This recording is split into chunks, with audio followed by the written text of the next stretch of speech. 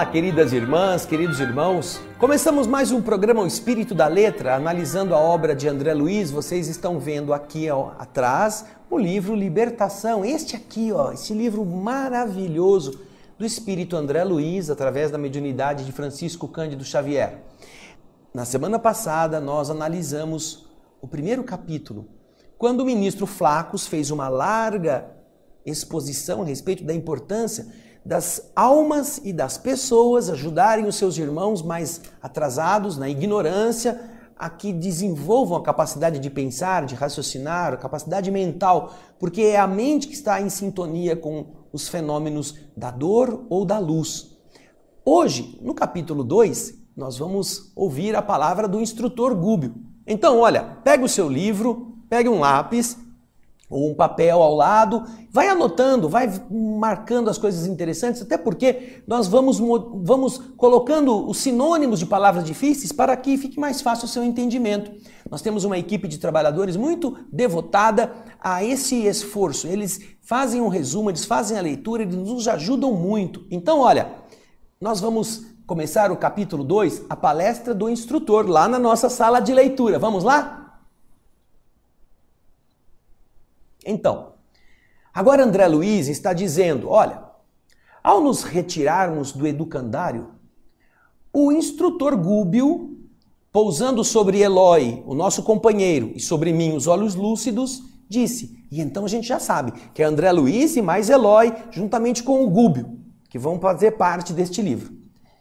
Aí Gúbio disse, para muitas criaturas é difícil compreender a regimentação inteligente, a organização inteligente dos espíritos perversos. Entretanto, é lógica e natural. Se ainda nos situamos distantes da santidade, não obstante os propósitos superiores que já nos orientam, que dizer então dos irmãos infelizes que se deixaram prender sem resistência às teias da ignorância e da maldade? Não conhecem região mais elevada do que a esfera da carne, a que ainda se ajustam por laços vigorosos. Emaranhados, enleados em forças de baixo padrão vibratório, não apreendem, não conseguem guardar em si a beleza da vida superior. E enquanto mentalidades frágeis e enfermiças se dobram humilhadas, mentes frágeis e doentes acabam cedendo humilhadas, os gênios da impiedade traçam para eles diretrizes, enfileirando estas almas em comunidades extensas e dirigindo-as em bases escuras de ódio aviltante, um ódio que degrada e um desespero silencioso. Organizam assim verdadeiras cidades, em que se refugiam falanges compactas de almas que fogem envergonhadas de si mesmas ante quaisquer manifestações da divina luz. Filhos da revolta e da treva aí se aglomeram, buscando preservar-se e escorando-se aos milhares uns nos outros.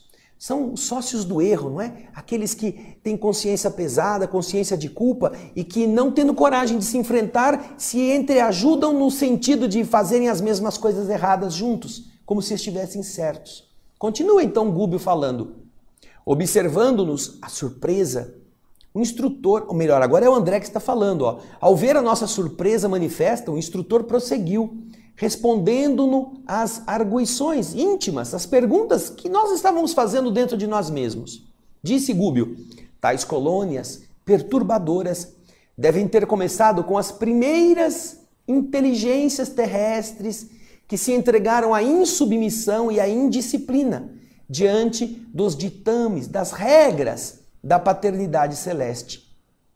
A alma, caída em vibrações desarmônicas, pelo abuso da liberdade que lhe foi confiada, precisa tecer os fios do reajustamento próprio. E milhões de irmãos nossos se recusam a semelhante esforço, ociosos, preguiçosos e impenitentes, teimosos, alongando o labirinto em que muitas vezes se perdem por séculos. inabilitados para a jornada imediata rumo ao céu, em virtude das paixões devastadoras que os magnetizam, eles se arrebanham de conformidade com as tendências inferiores em que se afinam, ficando ao redor da crosta da terra, de cujas emanações e vidas inferiores ainda se alimentam, como acontece aos próprios homens encarnados. O objetivo essencial de tais exércitos sombrios é a conservação do primitivismo mental da criatura humana, a fim de que o planeta permaneça, tanto quanto possível, sob o seu jugo tirânico. Veja só isso. É muito modismo hoje falar dos Illuminatis, das entidades trevosas, daqueles que querem governar para manter as pessoas num estado de alienação. É exatamente isso que em 1949 o instrutor Gubbio estava falando. Aí André Luiz diz assim, olha, as observações de Gubbio escaldavam-me, agitavam-me o cérebro. Eu também havia passado pelos baixos círculos da vida, depois da morte do corpo. Entretanto, não identificar a existência dessas condensações organizadas de entidades malignas do campo espiritual. Embora ouvisse, escutasse em muitas ocasiões impressionantes comentários em torno delas. Efetivamente, não conseguia, por mim mesmo, desenterrar todas as recordações do angustiado período que a porta do túmulo me oferecera. Eu me vira perseguido através de longos pântanos, andara, errara aflitivamente dias e noites que me pareciam sem fim, atormentado e desditoso. Todavia, custava-me acreditar que as entidades ou que as atividades maléficas tivessem um organismo dirigente, um organismo diretor. Por isso mesmo, de mente agora centralizada nos propósitos do bem, eu aventurei uma pergunta. Aí André está dizendo, com que fim essas legiões retardadas se combinam, se mancomunam além da morte? Se uma vez despidas, destituídas da veste grosseira da carne, do corpo físico, devem saber, mais do que nunca, que se empenham em combates inúteis? Ora, não se sentem porventura transportadas ao plano do esclarecimento puro quanto à posição que lhes diz respeito? Não sabem que são espíritos? Não se cercam presentemente de mais sublimes revelações da natureza? Tudo isso André Luiz está perguntando. Não seria para eles mais justo o trabalho edificante e o estudo nobre na elevada aspiração de alcançar, de galgar a sabedoria santificante, estrada acima? Por que motivo se aglomeram assim através de ajuntamentos desprezíveis e diabólicos? Bom, seria fácil de entender-se a jornada evolutiva do homem depois do sepulcro, mas o estacionamento deliberado na crueldade e no ódio além da morte dá para confundir a mente de qualquer. O orientador sorriu, educado, maneiroso, e considerou. André, eu me refiro a espíritos perfeitamente humanos, não obstante fora do corpo. E tais perguntas, André, poderiam ser mesmo formuladas na crosta da terra. Ora, por que razão nós mesmos, antes de acordar a consciência para a revelação divina, nos precipitávamos nas linhas inferiores todos os dias, contrariando espetacularmente a lei? À frente dos olhos, contávamos com o bendito dilúvio da claridade solar, jorrando incessantemente do espaço infinito. Sabíamos que a existência do corpo correria rápida, que seríamos defrontados pela morte comum a todos, que regressaríamos do mundo carnal pela mesma porta misteriosa através da qual havíamos penetrado nele. No entanto, quantas vezes teremos desprezado, menoscabado a sabedoria excelsa, com atitudes de criminosa indiferença, ante as sugestões do plano divino que te povoam agora o pensamento? Você se lembra de algum tempo passado em que tivesse cogitado sinceramente da própria sublimação? Se desenterrarmos o passado, meu caro, encontraremos lamentáveis reminiscências. Não nos compete parar ou desanimar. A maneira do tronco frágil é imperioso crescer, subir, para alcançar o oxigênio de cima. E apesar de algemados ao que fomos, à semelhança da árvore humilde presa aos resíduos do complicado envoltório que lhe encerra ou encarcerava a semente, reclamamos subida, ar puro e largueza de condições para produzirmos o bem que o Senhor espera de nós. Ah, não é porque você perdeu o corpo que agora tudo está clarinho. Se nós ainda estamos com toda a clareza na terra, sabemos que fumar faz mal, que beber bebida alcoólica é nocivo, que termos determinados abusos destrói o nosso corpo e ainda assim gostamos. É o que o Gubbio está perguntando para o André. Não é o fato de termos passado por outro lado que vai abrir a nossa consciência, porque nós continuaremos a procurar as mesmas coisas. Terminamos aqui o primeiro bloco, mas a conversa com o Gubbio instrutiva, como sempre, vai continuar daqui a pouquinho. Eu espero você.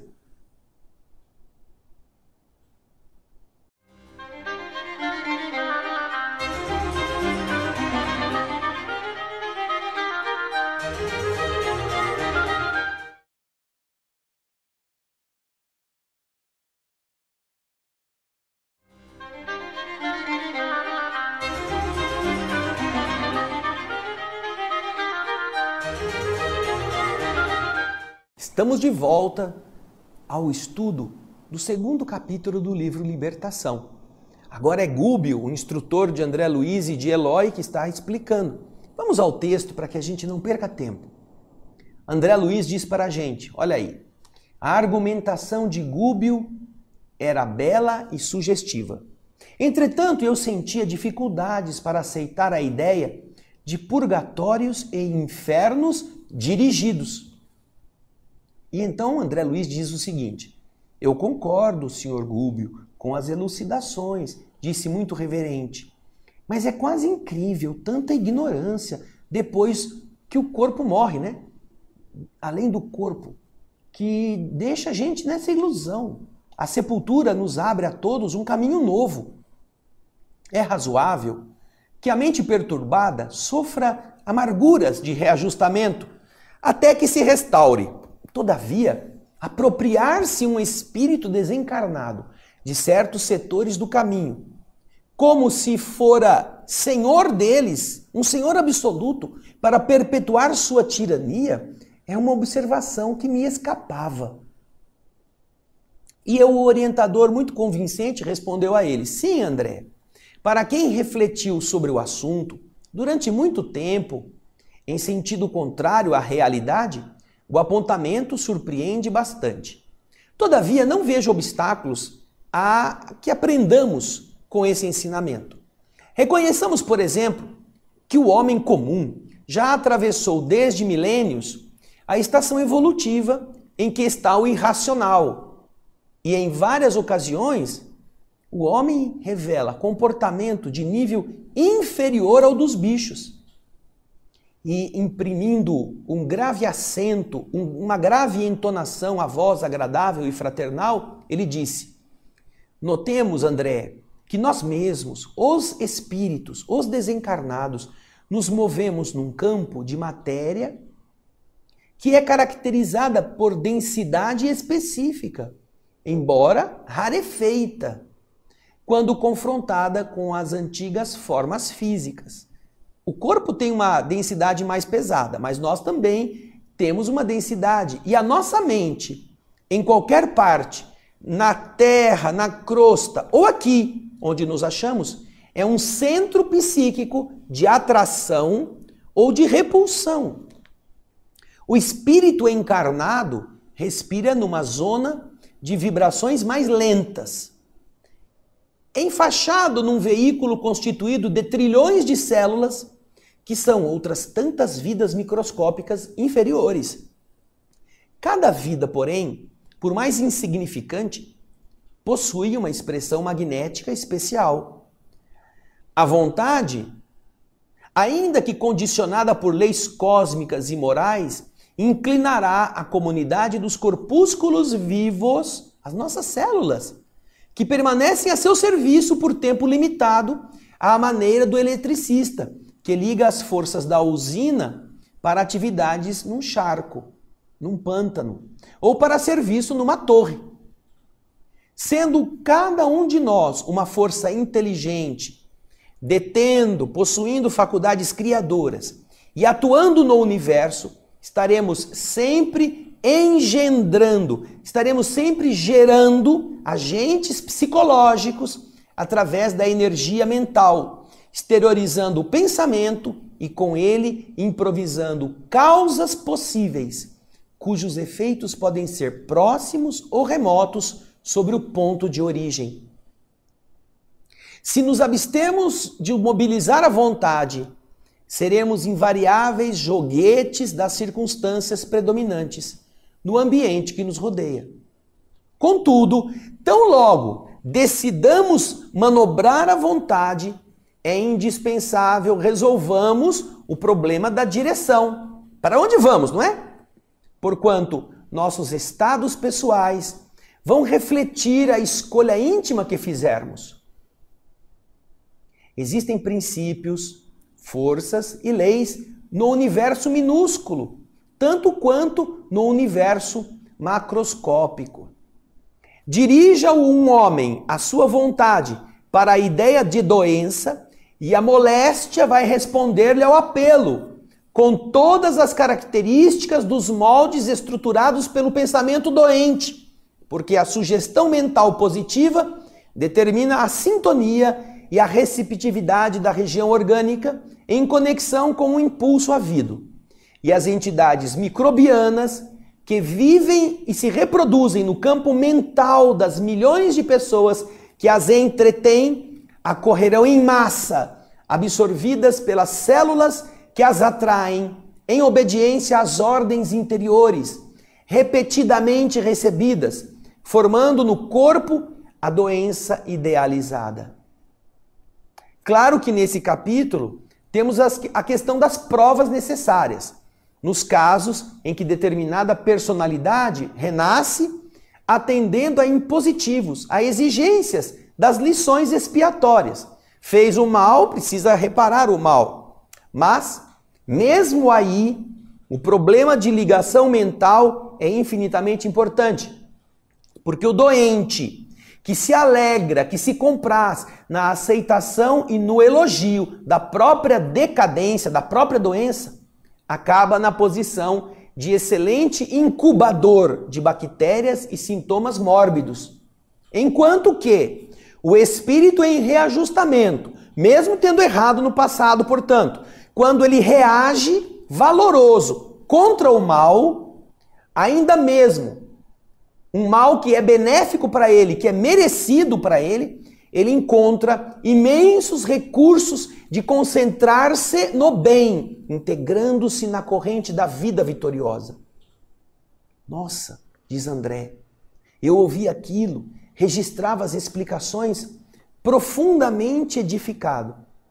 E não obstante, e apesar da longa pausa que se fez espontaneamente, eu nem ousei interromper o curso da argumentação, a fim de não quebrar a linha de pensamento do instrutor. Prestimoso e digno, então, Gúbio continuou. Nossa mente é uma entidade. Escrevam isso, risquem isso. Nossa mente é uma entidade colocada entre forças inferiores e forças superiores, com objetivos de aperfeiçoamento. O nosso organismo perispiritual, fruto sublime da evolução ao longo dos milênios, como ocorre também com o corpo físico na esfera da crosta, pode ser comparado aos polos de um aparelho magnetoelétrico. O espírito encarnado sofre influenciação inferior através das regiões em que se situam o sexo e o estômago. Vejam só o que ele está dizendo. O ser encarnado sofre a influenciação inferior através das regiões em que se situam o sexo e o estômago. A influenciação inferior aqui deve ser entendida como aquilo que está vinculado ao mundo físico. E recebe, como ele diz aí no texto, os estímulos superiores ainda mesmo procedentes de alma não sublimadas através do coração e do cérebro. Quando a criatura busca manejar a própria vontade, escolhe a companhia que prefere e se lança ao caminho que deseja. Se não escasseiam milhões de influxos, de impulsos primitivistas, constrangendo-nos mesmo aquém das forças terrestres, a entreter emoções e desejos em baixos círculos e armando-nos quedas momentâneas em abismos do sentimento destrutivo, pelos quais nós já peregrinamos há muitos séculos, se não nos faltam isto, também não nos faltam milhões de apelos santificantes, convidando-nos à elevação para a gloriosa imortalidade. Olha que ensinamentos primorosos. Nós estaremos sempre escolhendo. Nosso espírito, nossa mente está entre a inferioridade e a superioridade. A Terra nos convoca aos processos de alimentação, de multiplicação do corpo, através do sexo, do prazer físico, da satisfação da fome, ao mesmo tempo em que o mundo superior nos convoca ao sentimento nobre e ao pensamento reto. A quem nós vamos seguir? Não que quem esteja levando o pensamento a Deus não precise comer e não possa praticar o sexo, mas quando nós observamos nossas escolhas, percebemos que poucas vezes nós nos dirigimos para o alto, ouvindo esses chamamentos da beleza, da superioridade, mas raramente nós recusamos os chamamentos da sexualidade em excessos ou da gulodice em comer aquilo além do que é necessário. E com isso, nós acabamos nos sintonizando com as emoções e desejos em baixos círculos, como diz o texto, e armamos quedas momentâneas em abismos do sentimento destrutivo, sentimento pelos quais, ou abismos pelos quais nós já peregrinamos há muitos séculos. Mas, ao lado disso, nós podemos ouvir os apelos daqueles que querem que a gente seja melhor, a gloriosa imortalidade. Vamos subir, vamos deixar de lado as tolices, vamos olhar o futuro com olhos luminosos, vamos esquecer o mal e pensar no bem. E assim nós nos sintonizamos com outra faixa. É a mente que cria a doença ou que cria a saúde, mesmo quando ela precise resgatar o mal que já fez outrora. Que lindo esse ensinamento, não é mesmo? Mas nós temos que fazer um breve intervalo. Daqui a pouquinho voltaremos com a continuidade do capítulo 2. Eu aguardo você, é rapidinho.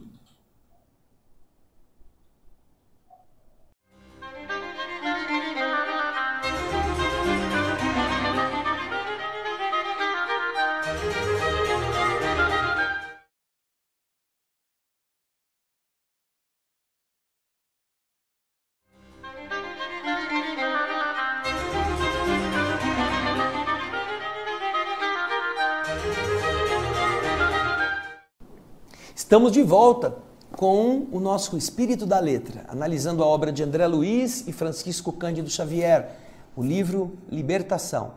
Estamos vendo o capítulo 2, a conversa de Gúbio com André Luiz e Eloy, explicando como que nós atrapalhamos o nosso evoluir pela nossa falta de exercício da vontade iluminada. Então agora nós vamos continuar a leitura e o comentário em nossa sala de leitura. Eu espero você lá. Vamos a ela? Então, chegamos.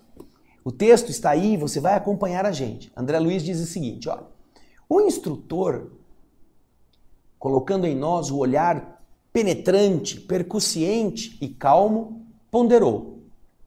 Vocês entenderam agora como é compreensível a opção de certos espíritos pela casa escura do crime, depois do túmulo?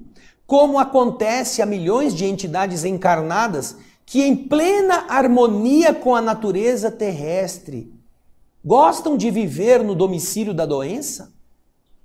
Atitudes mentais enraizadas não se modificam facilmente. O rei que governa milhares, o condutor que se acostumou a traçar férreas diretrizes, o homem que se habituou a dobrar caracteres alheios, a se impor sobre as outras pessoas, quando não dispõem de princípios santificantes no terreno idealístico, para se alimentarem intimamente na tarefa a que se consagram, não se transformam de imediato, não é? Em servidores humildes, só porque se desfizeram da carga de células materiais. Não é de um momento para outro que eles vão virar santos. Quando não se recomendam aos precipícios da loucura, no eclipse, na ausência total da razão por tempo indeterminável, em vista dos delírios, dos desvarios na intelectualidade e no poder, são conservados e respeitados na obra evolutiva do mundo pelas qualidades apreciáveis e dignas que já conquistaram, embora as paixões violentas que lhes assinalam a vida íntima, e são então utilizados por gênios superiores nos serviços de aprimoramento planetário, em que vigiam e reajustam os mais fracos, sendo vigiados e reajustados pelos mais fortes, convertendo-se gradual e imperceptivelmente ao supremo bem, aceitando o plano divino, em cuja execução passam a colaborar com fidelidade e valor. Em tal posição, auxiliam e são auxiliados, dão e recebem, impulsionam o progresso e progridem por sua vez. E então, diz André, o instrutor colocou uma pequena pausa às suas elucidações e logo depois prosseguiu em um outro caminho. Semelhante realidade nos obriga a meditar na extensão do serviço espiritual, como é grande o serviço espiritual em todos os ângulos evolutivos. Educação para a eternidade não se restringe, não se circunscreve a uma ilustração superficial de que um homem comum se reveste, sentando-se por alguns anos num banco de universidade. Não. É obra de paciência nos séculos. Se árvores existem assinaladas por centenas de anos dentro das finalidades a que se destinam, que dizer dos milênios exigidos por uma individualidade no capítulo da própria sublimação? Não podemos esquecer, não podemos olvidar, desse modo, o amor que devemos aos ignorantes, aos fracos, aos infelizes. Imprescindível se torna caminhar nos passos daqueles que igualmente um dia nos estenderam mãos compassivas. André fala então que o argumento era muito edificante para que nós interferíssemos com perguntas novas. O orientador percebeu a oportunidade do esclarecimento e continuou dizendo: os átomos que integram a hóstia de um templo são, no fundo, iguais àqueles que formam o pão pobre de uma penitenciária. Assim, toda a matéria em si mesma acontece a mesma coisa. Passiva e plástica, é análoga nas mãos das entidades sábias ou das entidades ignorantes. É a mesma das entidades amorosas ou brutalizadas, no estado de condensação conhecido na crosta planetária e além dele. Em razão disso, são compreensíveis as transitórias construções levantadas em nosso plano por criaturas desviadas do bem. Eles podem manipular mentalmente essa matéria nos planos inferiores. Para quem anestesiou as faculdades no prazer fugitivo, a separação da carne geralmente constitui acesso a um estágio doloroso na incompreensão. E considerando que a maioria das criaturas humanas persegue as sensações, se apega às sensações do corpo físico, como se as atrações genésicas e o desvairado, alucinado apego aos bens provisórios dos ambientes mais baixos restringissem, resumissem, encarcerassem, encerrassem toda a felicidade do mundo, a colheita de personalidades desequilibradas é sempre inquietante. conservando quase inalteradas as fileiras escuras dos insensatos cultivadores da satisfação egoística a qualquer preço. Loucos perigosos, por serem voluntários, dirigidos por inteligências soberanas especializadas em dominação, constituem hordas, constituem bandos terríveis, que, a bem dizer, vigiam as saídas das esferas inferiores em todas as direções. E então Eloi, que estava ouvindo tão espantado, perguntou: ora, e por que Deus permite semelhante irregularidade? Disse ele, espantado: não bastaria uma ligeira ordem do Eterno para sanar a desarmonia? Gúbio, então prestativo, não se fez esperado na resposta. Sorrindo, franco, acrescentou com interesse: ora, Eloi, não será o mesmo que perguntar o motivo pelo qual o Senhor nos esperou até ontem? Acreditaremos em paraísos miraculosos? Não sabemos, porventura, que cada homem se sentará no trono que levantou ou se projetará no fundo abismo que preferiu? Além disto, é necessário reconhecer que se o lapidário aprimora a pedra usando lima resistente, o Senhor do Universo aperfeiçoa o caráter dos filhos transviados de sua casa usando corações endurecidos, temporariamente afastados da sua obra. Nem sempre, Eloi, o melhor juiz pode ser o homem mais doce. Qualidades morais e virtudes excelsas não são meras fórmulas verbalistas, são forças vivas. Sem a posse delas, é impraticável a elevação do espírito humano.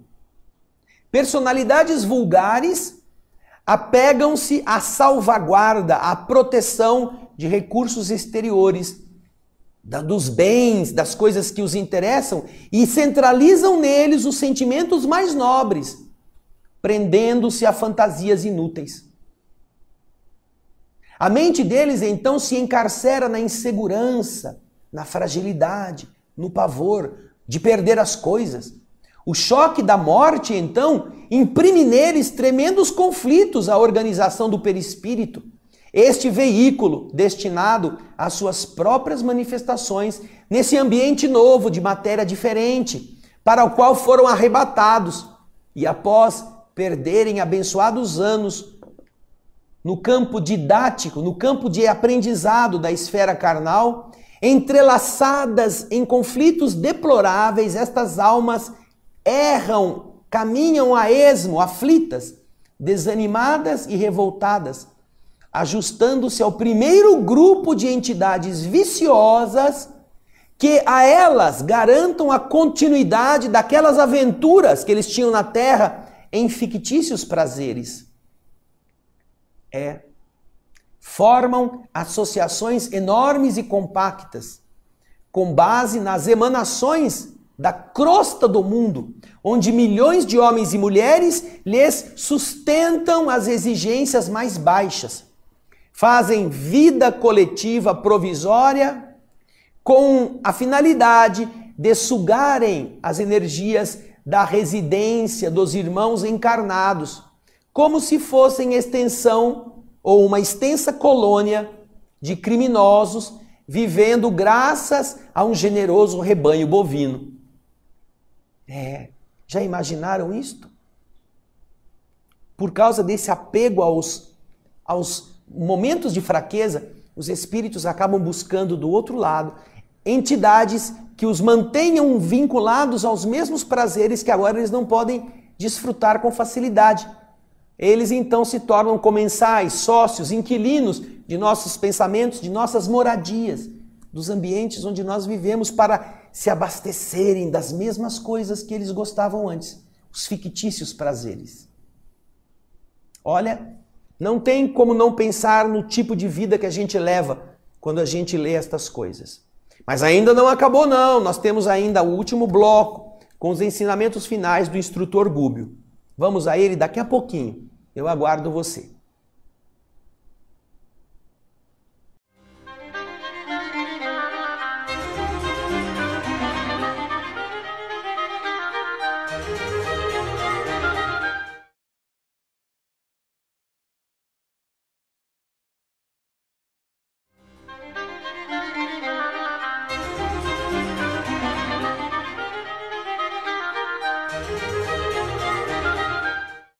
Estamos de volta com o último bloco deste capítulo 2. Eu espero que você esteja muito atento, que você preste muita atenção e que possa aproveitar todo este conteúdo.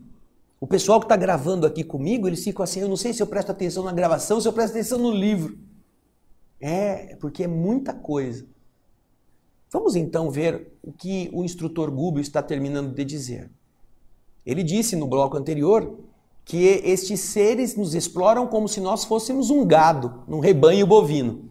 E agora André Luiz está continuando a nos trazer as palavras do instrutor. Pegue o texto aí com a gente. Importa ponderar, contudo, que o homem explora a vaca menos consciente e incapaz de ser julgada por delito de conivência. A vaca não é conivente, ao passo que na esfera humana o quadro apresenta outro aspecto. A criatura racional, o homem, não vai se eximir, não se desobrigará à responsabilidade. Ele pensa, ele tem a mente. Se o perseguidor invisível aos olhos terrestres ergue agrupamentos para culto sistemático à revolta e ao egoísmo, o homem encarnado, senhor de valiosos patrimônios de conhecimento santificante, garante a eles a obra nefasta pela fuga constante às obrigações divinas de cooperador de Deus nos planos de serviço em que se localiza, alimentando ruinosa aliança. Não são os espíritos que nos impõem as coisas, somos nós que somos sócios deles e gostamos dessas coisas. E ele diz no texto, um e outro, por isso, partilhando os resultados da indiferença destrutiva ou da ação condenável, atritam e se vasculejam e se agitam reciprocamente, tais quais as feras que se entredevoram na floresta da vida, se obsediam mutuamente quando nas amarras, nos atilhos educativos da carne ou fora dela. Atravessam séculos assim, presos, jungidos um ao outro, ligados, presos a lamentáveis ilusões e propósitos sinistros, com extremas perturbações para si mesmos, já que a herança celestial se faz naturalmente vedada, ninguém pode chegar a ela, àqueles que menosprezam em si próprios as sementes de Deus, as sementes divinas. Há milhões de almas humanas que se não afastaram ainda da crosta terrestre há mais de 10 mil anos. Estão presas aqui há mais de 10 mil anos.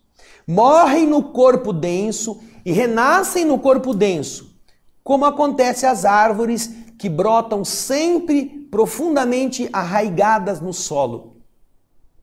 Recapitulam individual e coletivamente, lições multimilenárias, sem atinarem, sem se darem conta com os dons celestiais de que são herdeiros, afastadas deliberadamente do santuário de si mesmas, no terreno movediço da egolatria inconsequente, agitando-se de vez em quando em guerras arrasadoras que atingem os dois planos, as guerras, no impulso mal dirigido de libertação, através de crises inomináveis de fúria e sofrimento.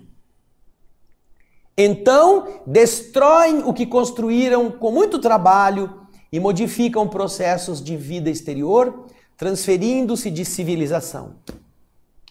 O instrutor, sentindo a profunda atenção com que lhe seguimos a palavra, depois de leve pausa, disse: todavia, no fluir e refluir, no ir e vir das eras numerosas, os filhos do planeta que se conservam atentos às determinações divinas, livres da antiga escravidão à miséria moral, voltam ao antigo ambiente escuro do cativeiro, que já abandonaram, a fim de ampararem os irmãos ignorantes e desvairados em sublimes trabalhos de compaixão. Estes formam as vanguardas do Cristo, os exércitos amorosos, nos mais diversos pontos do globo, e aos milhões, sob o patrocínio do Cristo, operam, trabalham no amor e na renúncia, avançando, apesar de dificilmente, humanidade adentro, enfrentando a ofensiva incendiária e exterminadora com as bênçãos da luz celeste. Querem destruí-los, querem pôr fogo neles, ninguém os ajuda, denigrem a sua palavra, a sua presença e ainda assim se lastreiam nas bênçãos da luz celeste, até mesmo para que Deus os defenda. A exposição, diz André, não podia ser mais clara. Contudo, Eloi, assombrado, observou. Quem diria na terra, nosso velho domicílio, que a vida infinita se estenderia assim, estranha e ameaçadora, né? Se estenderia, continuaria. E o orientador concordou. É verdade, Eloi. Porém, a ortodoxia no mundo costuma ser o cadáver da revelação. Aquelas posturas ortodoxas, fechadas, duras, engessadas, na verdade elas matam a revelação. Argumentos teológicos de milênios obstruem os canais da inteligência humana quanto às realidades divinas. Mas a criatura prosseguirá na tarefa de autodescobrimento. A força mental na luta comum permanece restrita ao círculo acanhado da personalidade egoística, copiando o molusco, algemado à concha. E sabemos que semelhante energia, patrimônio eterno com que nos sublimamos ou viciamos, emite raios criadores sobre a matéria passiva que nos cerca, dependendo de nós a direção que venha a tomar. Se milhões de raios luminosos formam um astro brilhante, é natural que milhões de pequeninos desesperos integrem um inferno perfeito. Herdeiros do poder criador, geraremos forças afins conosco, aonde estivermos. Não será tudo isso perfeitamente inteligível, perfeitamente compreensível? É por essa razão que o Senhor mandou constar no livro divino o seu aviso celestial. Eis que estou à porta e bato. Se alguém abre a porta viva da alma, haverá realmente o colóquio, a conversa, o diálogo redentor entre o mestre e o discípulo. O coração é tabernáculo, é aquele lugar sagratíssimo. E a sublimação das potências que o integram, a sublimação dessas forças, é a única via de acesso às esferas superiores. Melhorar o sentimento, melhorar o pensamento através da elevação. O devotado orientador, então, fixou o gesto de quem dava término oportuno às explicações, sorriu, benévolo e interrogou: qual de nós cometeria o absurdo de exigir voo a um balão preso?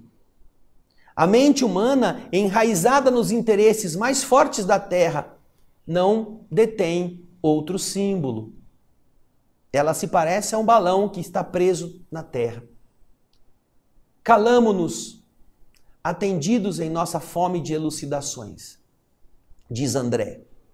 Ali havíamos colhido, na conversação de alguns minutos, precioso material de observação para longo tempo. Prosseguíamos agora em silêncio, estáticos ante a beleza imponente da noite, maravilhosamente constelada. Vento brando sussurrava cânticos sem palavras na folhagem leve e grupos de amigos que nos defrontavam, com quem nós cruzávamos de instante a instante, mostravam no olhar a mesma doce felicidade que transbordava do arvoredo florido. E assim, banhados em comoções inesquecíveis, buscamos o santuário em que receberíamos instruções para o serviço próximo, inundados de confiança e alegria, na posição de trabalhadores jubilosos que caminhassem contentes para a luta, como se avançassem felizes para uma festa de luz. Agora eles vão receber instruções. No próximo capítulo nós vamos conhecê-las. Mas então ambos, André Luiz e Eloy, ouvem de Gubbio estas notícias, que é preciso mudar a direção do pensamento.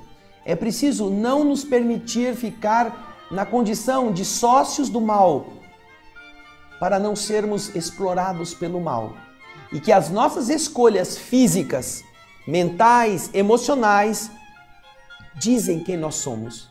Como nós dirigimos o veículo, como nós falamos em um jogo de futebol, como nós nos comportamos em uma festa, como nós agimos no dia a dia, mostra de que lado nós estamos.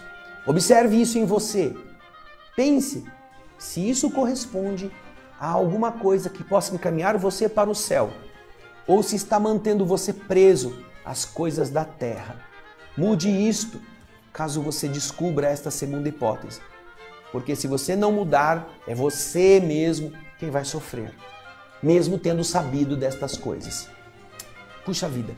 Na semana que vem vamos para o capítulo 3. Ajude-nos, conte sobre isto para os seus amigos, diga para eles colocarem joinha, compartilhar o nosso programa, fazer outras pessoas aprenderem essas coisas lindas, porque você também pode ser um instrumento de luz para o capítulo 3, entendimento, é aquilo que nos espera. Muito obrigado pela sua presença, pelo seu carinho, até o próximo.